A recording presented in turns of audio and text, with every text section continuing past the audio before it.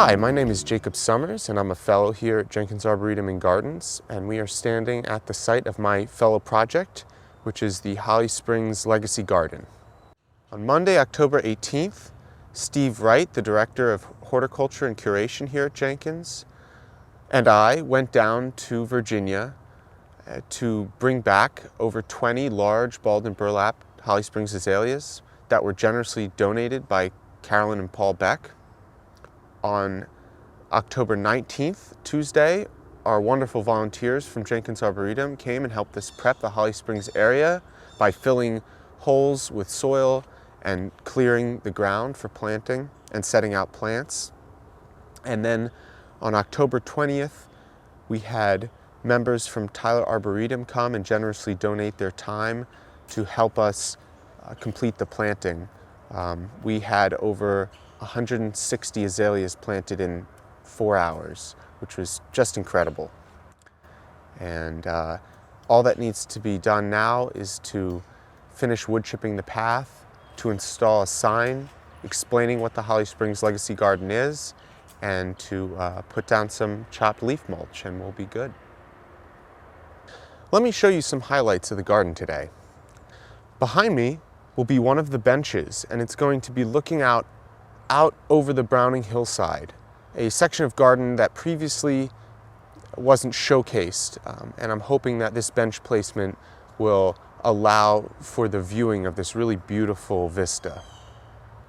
When designing the Holly Springs garden, I made sure to look at the colors of the hybrids. My plan was to start with pinks towards the entrance and then get into more orange and reds as the path goes on, ending with purples here and with white azaleas mixed in between. I wanted to start with a blank slate to have as much creative freedom as possible. However, I did choose to keep a few of the elements that were already here, such as this gorgeous dogwood behind me.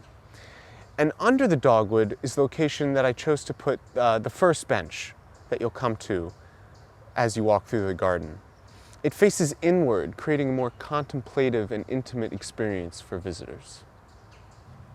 We were very lucky to have a lot of our plants donated by members of the Northern Virginia chapter of the Azalea Society of America, which allowed us to get some really nice larger elements in the garden so that we weren't just starting with smaller azaleas.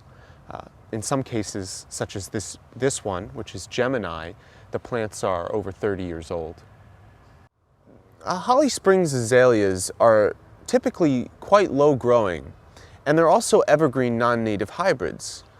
For this reason, we decided to leave a taller native azalea here, the Pinkster azalea, or native Rhododendron paraclimenoides, to add an element of height to the garden. The reason that the garden is called the Holly Springs Legacy Garden is because all of the azaleas within it are Holly Springs azaleas, which were hybridized by peat vines.